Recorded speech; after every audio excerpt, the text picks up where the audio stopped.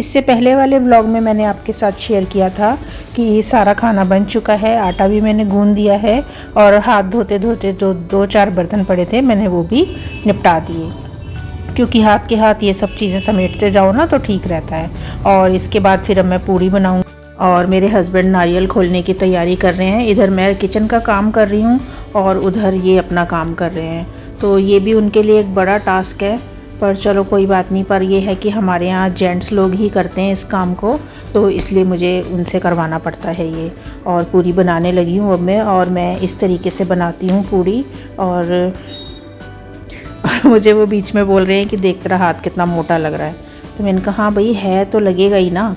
तो बस इस तरीके से मैं पूड़ी बनाती हूँ चाकू से ना, मतलब एक बराबर कट जाती हैं। देखो काटने वाले तो वैसे भी एक बराबर हाथ से भी तोड़ लेते हैं, लेकिन मुझे शुरू से ही इसी तरीके से आदत है बनाने की, तो मुझे ऐसे ही ठीक लगता है। और सारी पूड़ियाँ जितनी भी मुझे बनानी है सारी मैं इसके चकले के ऊपर तैयार कर लूँगी और थोड़ा सा ऑयल लगा दूँगी उनके ऊपर, ताकि ये आपस में चिपके ना।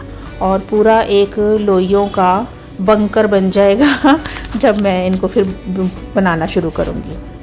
तो एक छोटा सा आटे का टुकड़ा पहले मैं कढ़ाई के अंदर डाल के देख लेती हूँ, अगर वो फटाफट से ऊपर आ जाएगा तो इसका मतलब हमारा ऑयल बिल्कुल तैयार है। और हाथ के हाथ फिर मैंने थोड़ा सा थाली के ऊपर भी ऑयल लगा लिया और बेल बेल के मैं इसके ऊपर ही रखती जा रही हूँ, क्योंकि जब हम अकेले होते हैं ना तो हमें फिर इस तरीके से थोड़ा मैनेज करना पड़ता है, क्योंकि एक एक पूरी बेलेंगे एक एक डालेंगे तो उसमें फिर गैस काफ़ी वेस्ट होती है। और पूड़ी मैंने डाल दी है और अच्छे से फूल गई है पूड़ी, और इसी तरीके से मैंने फिर सारी पूड़ियाँ बना ली हैं। और प्रसाद तो लगभग मेरा सारा तैयार हो ही गया है, और बस अब हस्बैंड वेट कर रहे हैं कि मैं एक बार ये जोत वगैरह जला लूँ और भोग लगा दूँ माता रानी को, और उसके बाद फिर मैं कंजक निकाल दूँगी जितनी भी निकालनी है। और अब थोड़ा सा मेरे लिए पॉसिबल नहीं होता बच्चों को घर पे बुलाना, क्योंकि बच्चे पता नहीं बिज़ी रहते हैं, कोई कहीं भाग रहा होता है कोई कहीं होता है, तो मतलब 1 घंटा 1.5 घंटा लग जाता है सारे बच्चों को इकट्ठा करने में। तो अब मैं क्या करती हूँ कि एक अलग बॉक्स में पूरी कंजक डाल के और तैयार करके रख देती हूँ। जैसे जैसे मुझे जो कंजक मिलती हैं वैसे वैसे मैं वो कंजक उन बच्चों को दे देती हूँ। तो बस यही रहता है हमारा कंजक वाले दिन का हिसाब किताब। ये पूरा प्रसाद तैयार हो चुका है, और जो थोड़े से मैंने छोले बचाए थे उनको भी मैंने थोड़ा सा टमाटर में छोंक लिया है, क्योंकि लंच वंच पैक होगा तो सब्जी तो चाहिए ही। और अब बस थोड़ा सा जोत बत्ती करके और भोग लगाते हैं। और जो बच्चों को कंजक देनी है वो मैंने पैक करके रख दी है, और अब बस लंच पैक करूँगी। और अभी चलती हूँ, फिर मैं घड़ा दिखाती हूँ आपको मैंने घड़ा कहाँ पे रखा हुआ है।